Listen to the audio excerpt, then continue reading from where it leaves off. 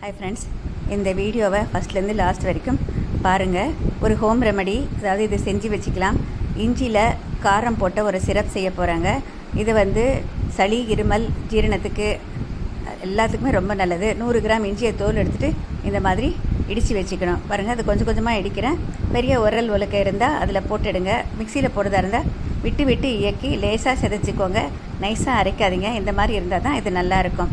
இப்போ இந்த சிரப் பண்ணுறதுக்கு என்னென்ன பொருட்கள் தேவைன்னு சொல்லிட்டு இங்கே எடுத்து வச்சுருக்கேன் பாருங்கள். இந்த சிரப் செய்கிறதுக்கு 1/2 கிலோ சர்க்கரை, 100 கிராம் இஞ்சி தோல் எடுத்துகிட்டு செதைச்சி வச்சுருக்கோம். இதுக்கு மற்ற பொருட்கள் பார்த்திங்கன்னா 2 காஷ்மீரி சில்லி உடைச்சி வச்சுருக்கேன். ஒரே ஒரு துண்டு பட்டை, 3 கிராம்பு. இந்த அளவுக்கு நம்ம ரெடி பண்ணி வச்சுக்கிட்டா போதுமானது. இப்போ இதுக்கு 1.5 லிட்டர் தண்ணீர் தேவைங்க. 1.5 லிட்டர் தண்ணீரை அளந்து இந்த மாதிரி ஒரு அகலமான பாத்திரத்தில் ஊற்றி வச்சுக்கோங்க. தண்ணி கொதிக்க ஆரம்பித்ததும் நம்ம இந்த இடித்து வச்சுருக்கிறது, மற்ற எடுத்து வச்சுருக்கிற இன்க்ரீடியன்ட்ஸ் எல்லாத்தையுமே சேர்க்கணும். சேர்த்துட்டு சர்க்கரை கரையிற வரைக்கும் அப்பப்போ கலந்து விடணும். சர்க்கரை முழுவதும் கரையணுங்க. அது வரைக்கும் இதை கலந்து விடுங்க. அதுக்கப்புறமா இது கொதிக்க ஆரம்பிக்கும். கொதிக்க ஆரம்பிக்கிறப்ப நம்ம டைம் பார்த்துக்கணும். இல்லை அப்பப்போ இதை மத்தியில் கலந்து விடணுங்க. இந்த 1.5 லிட்டர் நம்மளுக்கு 1 லிட்டராக ஆகணும். அந்த அளவுக்கு கொதிக்கணும்.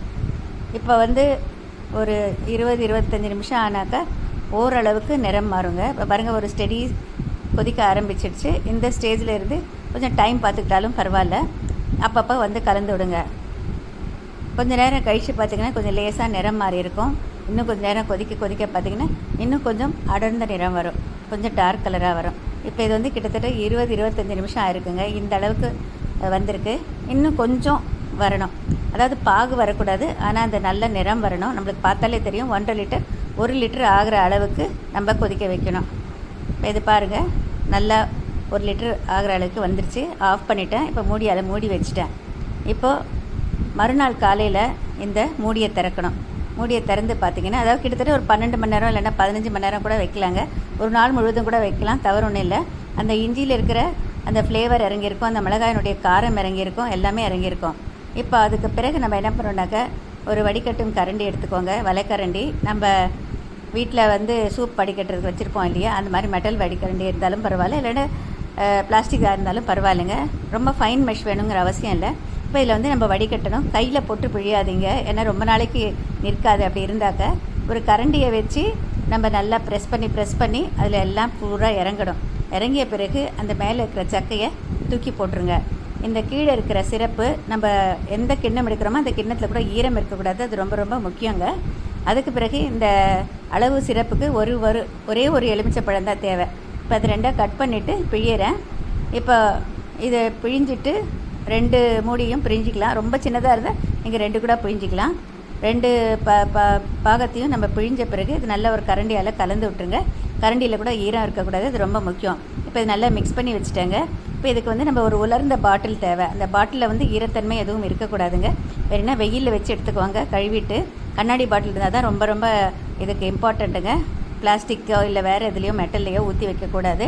கண்ணாடி பாட்டில் எடுத்துக்கோங்க. அந்த கண்ணாடி பாட்டிலை ஊற்றி வைங்க. மேலே வரைக்கும் ஊற்றுற மாதிரி ஊற்றக்கூடாதுங்க. கொஞ்சம் மேலே கொஞ்சம் ஏர் ஸ்பேஸ் இருக்கணும். ஏன்னா இது கொஞ்சம் ஃபெர்மெண்ட் ஆச்சுனாக்க மேலே காற்று குமிழ்கள் வெளிவரும். அதனால் அந்த மாதிரி ஒரு கண்ணாடி பாட்டில் பார்த்துட்டு நீங்கள் அதில் ஊற்றி வச்சுக்கோங்க.